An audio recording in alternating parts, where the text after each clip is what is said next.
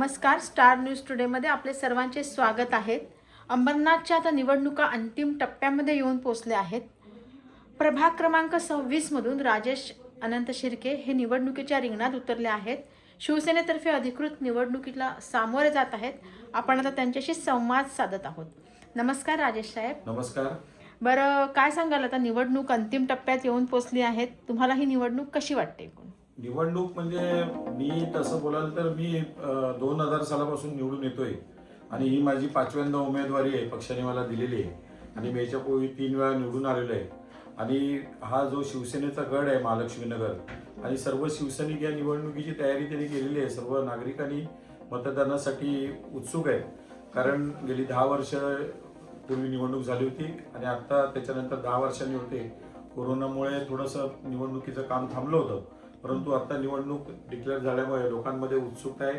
आणि जे काय मी लोकांना आज इथं स्थानिक असल्यामुळे जी काय मदत, जे काय काम शिवसेनेच्या मार्फत करतोय, अतिशय चांगलं काम केलं आहे, त्याची लोकांना जाण आहे. आणि नक्कीच मी पुन्हा 4थ्यांदा नगरपालिकेवर निवडून जाईन असं माझा ठाम विश्वास आहे. बरं, तुम्ही एक जुने जाणते असे राजकीय नेते म्हणा आणि एक सामाजिक कार्यकर्ते आहात.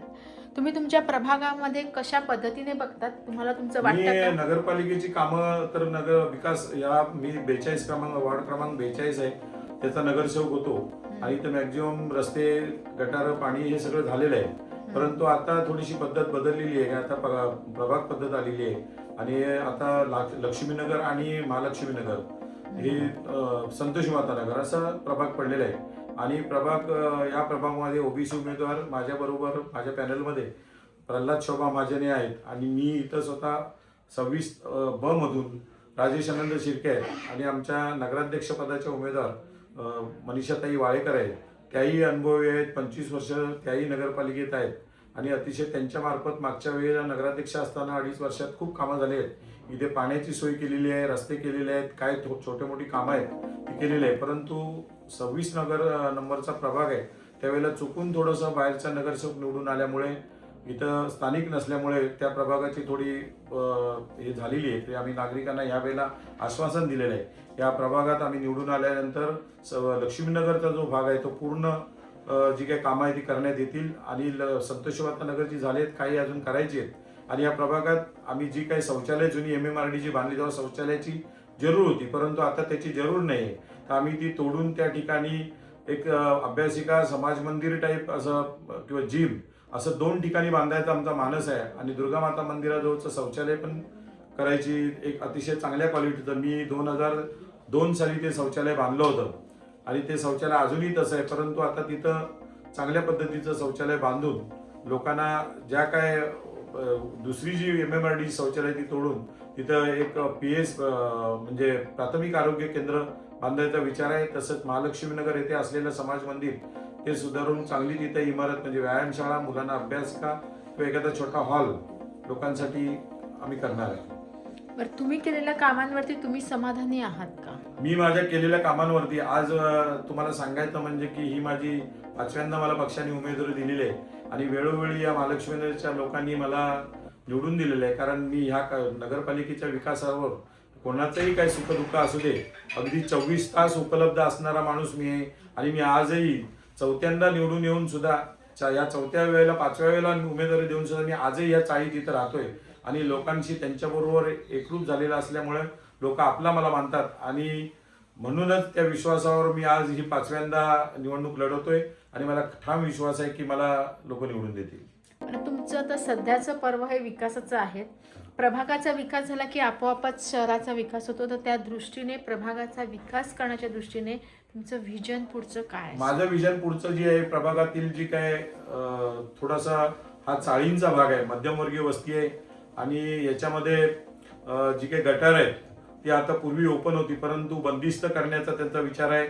आणि प्रभागाचा विकासाची कामं करत असताना मी या विभागात आपल्या शाळाही आपण इथं आणलेल्या आहेत. मराठी शाळा, इंग्लिश मिडियम आहे. आज एक पतसंस्था आपली, मी तिचा चेअरमन आहे. आणि आज या भागातल्या आर्थिक अडचणी आम्ही सगळ्या नागरिकांच्या त्या पतसंस्थेमध्ये भागवतो, जी लोकांना जाण आहे. आणि पुढचं विजन म्हणजे जे काही कामं राहिलेली आहेत ती मी माननीय खासदार यांना सांगितलेले आहेत कारण आज नगरपालिकेच्या फंडातनं नाही झाली तर बाकीची कामं सुद्धा मंजूर आहेत. काही ठिकाणी खासदार साहेबांनी आत्ता 75 लाखाचा एक अंतर्गत रस्ते जे काही कॉन्क्रीट रस्ते बनवायचा तोही विषय मंजूर केलेला आहे. एक बाहेरून जाण्यासाठी ह्या रस्त्याला गर्दी होते म्हणून सोमेश्वर मंदिर ते खदान रोड असं एक 2.25 कोटीचं काम तेही मंजूर आहे. तर ही कामं केल्यानंतर ह्या भागातल्या विकासाला चालना मिळेल. गर्दीतून लोकांना थोडी दाट वस्ती असल्यामुळे ट्रॅफिक होते.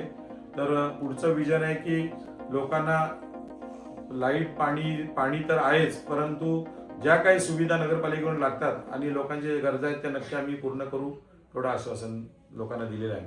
बरं, आता उद्या निवडणुका होत आहेत 20 डिसेंबर रोजी. तुम्ही मतदारांना काय आव्हान कराल? मी मतदारांना आवाहन करेन, त्यांना माहित आहे की बाहेरचा उमेदवार आम्ही जे दोघंही आहेत स्थानिक आहेत, नगराध्यक्ष मॅडम अनुभवी आहेत आणि बाहेरून उमेदवार आल्यानंतर तो निवडून आल्यानंतर काय वार्डाची हालत होते हे लक्ष्मीनगर वासियांनी भोगलेलं आहे आणि ते पुन्हा अशी चूक करणार आहेत. लोक आज थोडंसं लोकांना कुठल्याही आर्थिक प्रलोभनाला जरी बळी पडू नका आणि पडले असते तरी स्थानिक उमेदवार शेवटीला तुम्हाला मदतीला येतो.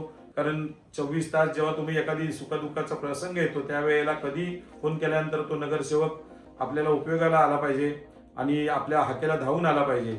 आणि आता जी काही परिस्थिती लक्ष्मीनगरची होती, 10 किलोमीटर तुम्ही बाहेरच्या गावातला नगरसेवक निवडून आल्यानंतर तुम्ही जाऊ शकत नाही. मी नागरिकांना पुन्हा एकदा आवाहन करेन की आपल्याला सगळ्यांना आपली चूक कळलेली आहे मागच्या वेळेलाच लक्ष्मीनगरच्या नागरिकांना. तर यावेळी ते आपली चूक सुधारणार आहे असं सर्वांनी आश्वासन दिलेलं आहे आणि मोठ्या मताने आम्ही दोघं पॅनलमधले शोभा प्रल्हाद महाजन आणि मी राजेश अनंत शिर्के आणि नगराध्यक्ष मॅडम मनीषाताई वाळेकर यांना धनुष्यबाणावर मतदान करून बटणं दाबून लोक विजयी करतील असा ठाम विश्वास व्यक्त करतोय.